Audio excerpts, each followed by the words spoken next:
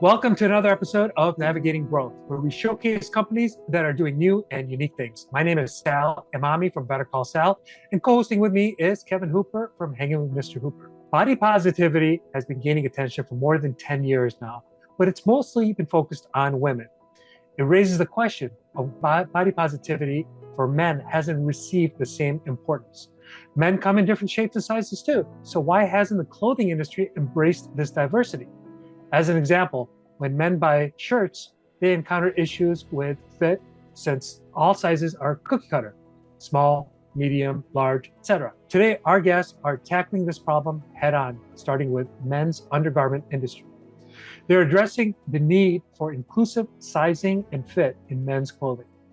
To tell us more, I'd like to introduce Tom and Garrett, the co-founders of AlphX. Tom and Garrett, welcome to the show. Hi there. Thanks for having us, Al and Kevin. So let's start off by telling us, what is AlphX? AlphX is a labor of love, first and foremost, but it's a modern brand that's engineered to help more men feel comfortable in their own skin, one pair of underwear at a time, if I had to sum it up. So Tom and I wanted to create a brand that helped more men fit comfortably, right? And it all starts with their underwear.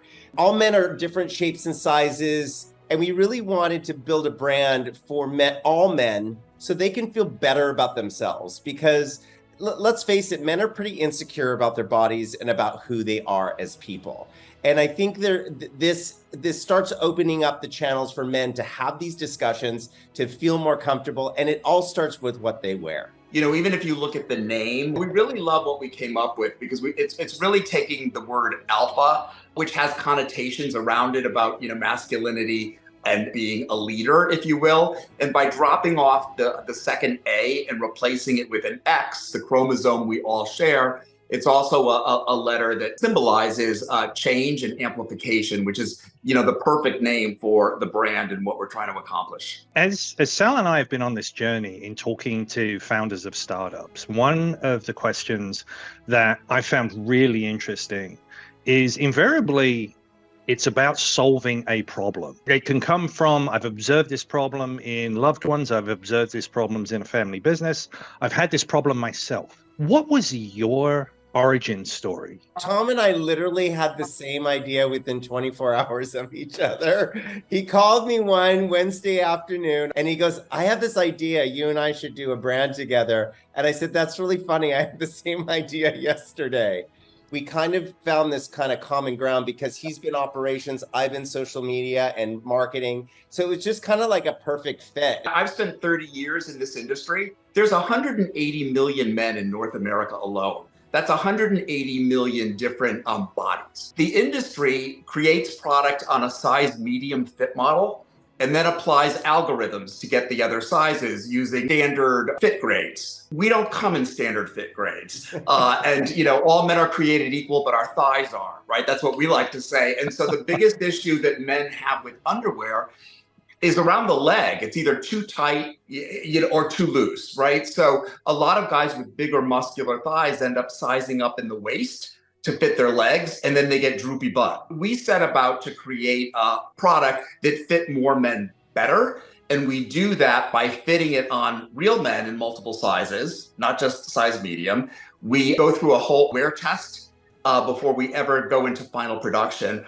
And what came out of this was the need for 2 leg widths per waist size. We're the only men's underwear brand that offers a modern fit and an athletic fit per waist size. So the modern fit is perfect for guys with slim to average legs. And then the athletic fit is great for guys with large to muscular legs. We created a customized fit finder to help guide you through a few simple questions to get you to what fit might be right for you.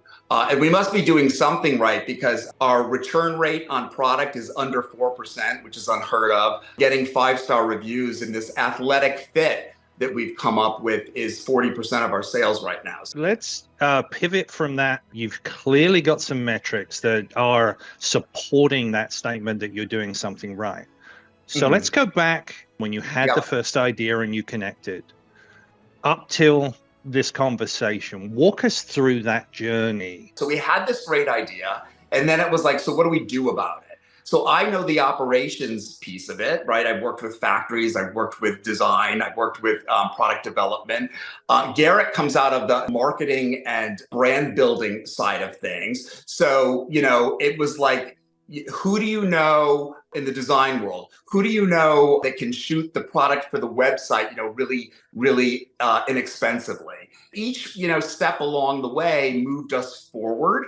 I wish we had created or captured so much of this content that happened during COVID when we did a fit out on my patio in Fairfield in January, and the model's outside freezing his tush off and we're behind the glass trying to fit the product. And so was each step along the way pushing each other, I think, forward. And COVID gave us time to really kick the tires a bit, right? It slowed things down, like in terms of the factory, but we just kept moving forward. And literally from that conversation in 2019, we went live for pre-sale in September of 2021.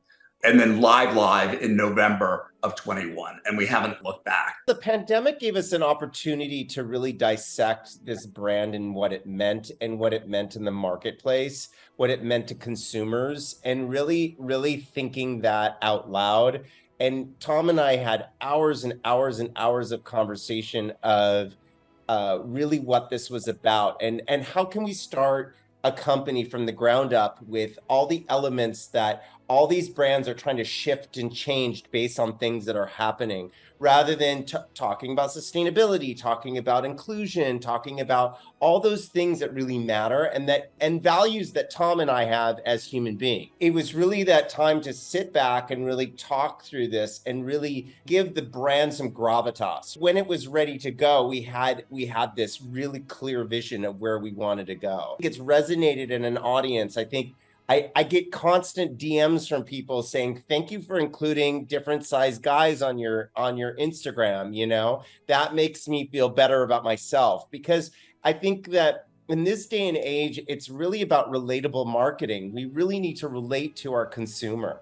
So often you see all these even influencers that they're in these, they're driving Bentleys and they're flying first class and they're wearing $60,000 watches that they can't even afford. And it's giving people all this FOMO. And I think that's fake marketing, unrelatable. And and it makes people feel crappy about their own lives. So why can't we just start from the ground up, like really, really true values of this brand?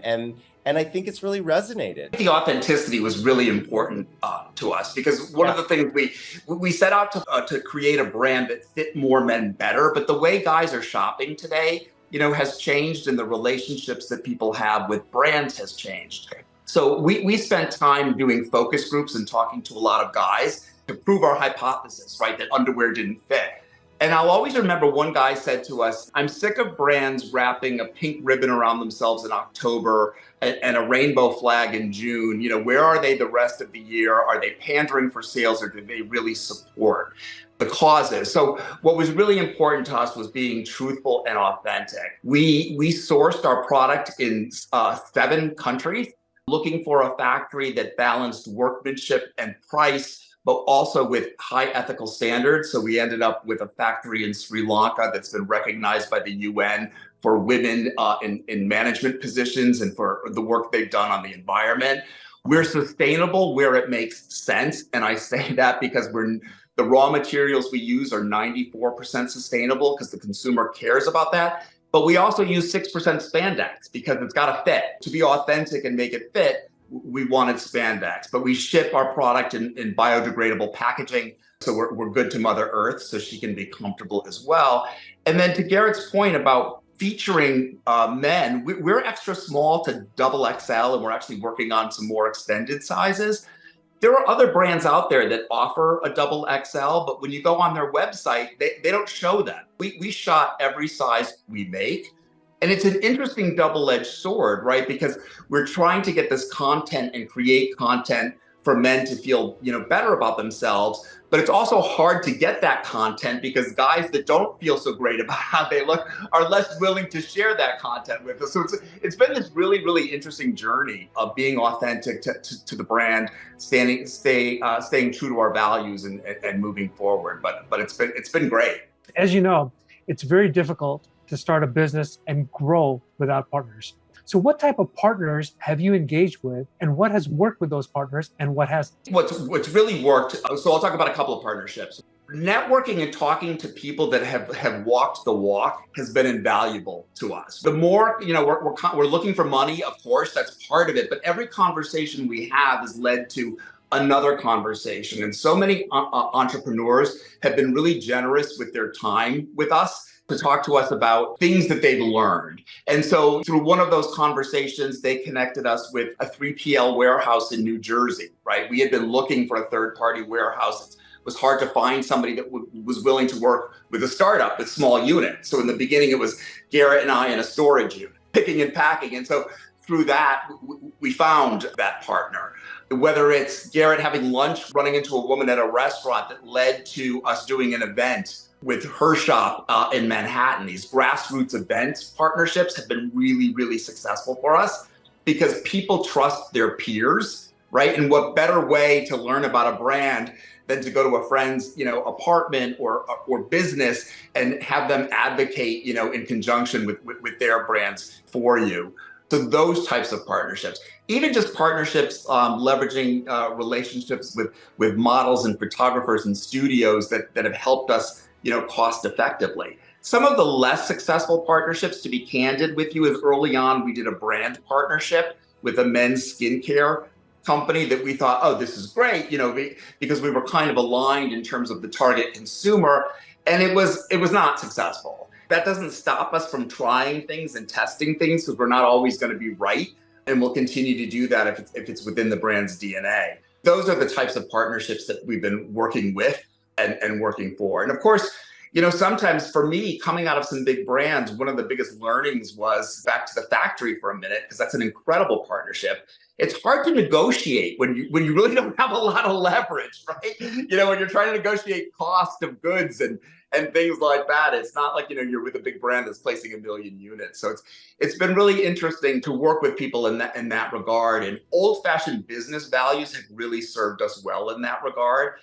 Garrett and I are like old school. What you see is what you get. Our word is our bond. I'm proud to say that we don't owe anybody any money. We're not past due on any accounts. That's helped us to get a factory willing to take a chance on us and willing to take, a 50% deposit and then the balance when the goods were shipped. I mean, all of those things. Legal fees, huge. Garrett has a cousin who's a lawyer in this space, we're not shy and bashful. It's those types of things that have been really, really helpful. These partnerships, it's like dating. It's really about getting to know the people, because as Thomas said, we've had some least successful partnerships. It's kind of like we had a breakup. They weren't performing well, or they were dropping the ball, and it was kind of like a breakup. It's like a divorce. And sometimes you have to find out the hard way, and you have to go through the dating cycle in order to kiss a lot of frogs until you find your prince. And some have panned out, and it's sometimes you have to get really the background on these people and really know that they're going to validate what they say they're going to do, because there's often that we get people saying, hard deadline in 30 days, and it's 3 months later and they're still not done with the work. It's really hard to find partnerships that are really going to follow through. And that's been one of the biggest challenges I think we've found, and part of the learning curves. And now we're a little bit more savvy in who we pick and choose. It's the lessons along the way in a startup that you learn, and that you're going to have these successful partnerships. It's really about validating one another and following through. Taking those lessons learned and the sort of school of hard knocks and the scars that you have taken on over the last couple of years, 3 years. If you had to do it all over again, what would you do differently? Cutting bait earlier. What I've learned is everybody's trying to sell you something. And so, we're pretty shrewd. We didn't fall off the pumpkin truck yesterday. We're really careful when we engage with somebody to work on like a project price as opposed to like an hourly rate that's like hard to control, with milestones, at which point, there's deliverables and then we pay.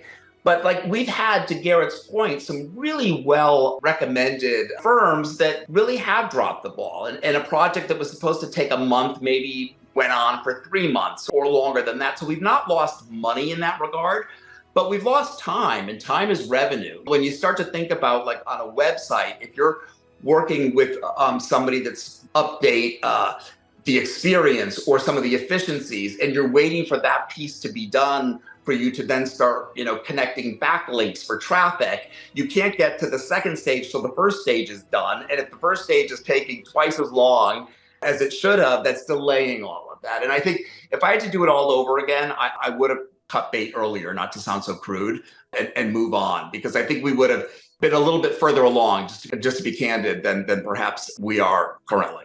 I think one of the things that I would have wanted to do is got a third partner that was CFO that was able to just focus on funding. Then I can work on the marketing end. Tom works on the operations end, and we have somebody just constantly going out. And we're a two-man band, right? And so we're just torn in so many different directions. And so I think it becomes very challenging to do all the operations and focus on the site and get social media out there and get ads out there. It becomes overwhelming. If we had the funding that could really help us, so we had a very solid team that we were working with on a daily basis, that would be really beneficial. But Tom and I only have so many ideas, and it's like we need more people to bounce our ideas off of. We hired a friend of mine who was a kid that I knew that was a student at SVA, and he was a graphic design student.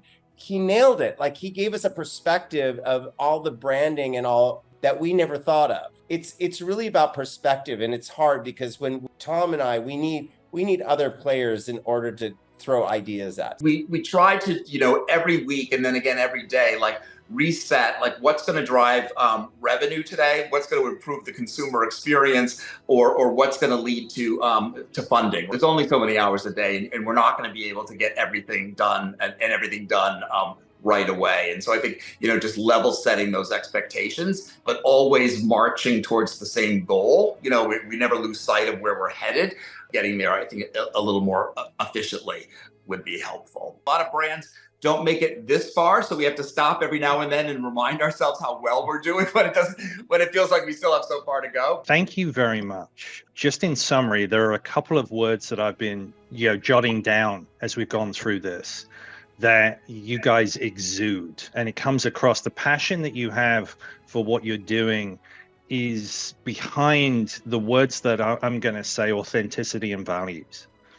And I'm going to go back to a version of the values, and Tom, you said it, and it comes across in everything that you did and everything that you said you would change if you had to go back and do it differently or better, is to focus on old school business values and never get away.